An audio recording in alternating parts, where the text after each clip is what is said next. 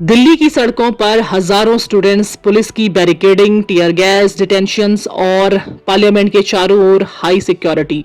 Social media और हम सब के जहन में एक सवाल घूम रहा है, क्या इंडिया भी नेपाल, श्रीलंका और बांग्लादेश के जैसे हाल की तरफ बढ़ रहा है? चलिए बिना किसी पॉलिटिकल साइड लिए सिर्फ फैक्ट और लॉजिक से समझते हैं।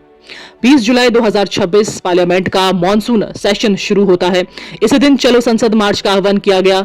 सोनम वांगचुक अस्पताल में है, लेकिन उन्होंने अपने समर्थकों से शांतिपूर्ण मार्च जारी करने की अपील की। दूसरी ओर दिल्ली पुलिस ने संसद क्षेत्र में भारी सुरक्षा, बैरिकेडिंग और रोकथाम की व्यवस्था की है। कई जगह जो प्रोटेस्टर्स हैं उनको हिरासत में लिया गया और कुछ स्थानों पर झड़प और आंसू गैस के इस्तेमाल की रिपोर्ट भी आ रही है। सवाल है, ये सिर्फ एक प्रोटेस्ट है या फिर देश के युवाओं का ट्रस्ट क्राइसिस? अब सबसे बड़ा सवाल, क्या गवर्नमेंट की सबसे बड़ी गलती है लॉ और ऑर्डर को मेंटेन करना? सबसे बड़ी कमजोरी रही है इस प्रोटेस्ट की कम्युनिकेशन गैप। डेमोक्रेसी में सिर्फ एक्शन काफी नहीं होता, कम्युनिकेशन भी लीडरशिप होती है।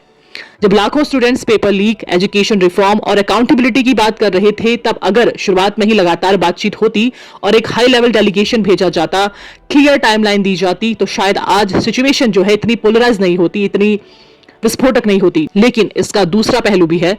एक दूसरा पर्सपेक्टिव है कि सरकार की जिम्मेदारी सिर्फ प्रोटेस्ट सुनना नहीं, बल्कि पार्लियामेंट और पब्लिक प्रॉपर्टी की सुरक्षा करना भी है।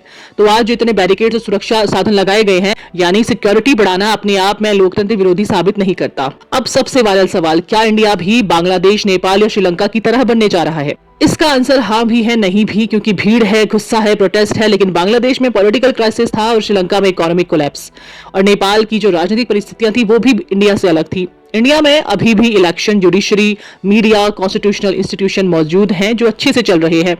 इसीलिए सिर्फ प्रोटेस्ट को देखकर यह कहना कि देश उसी दिशा में जा रहा है, तथ्यों के आधार पर निष्कर्ष ये नहीं हो सकता। अब इसका सोल्यूशन क्या है?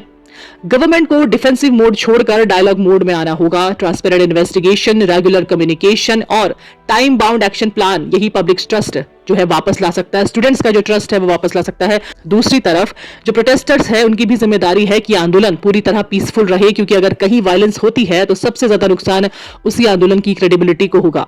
आखिर में देश प्रोटेस्ट से नहीं टूटते, देश तब कमजोर होता है जब ट्रस्ट टूटता है, और ट्रस्ट न तो सिर्फ पुलिस बना सकती है, न सिर्फ प्रोटेस्ट, उसे बनाते हैं डायलॉग, ट्रांसपेरेंसी और अकाउंटेबिलिटी।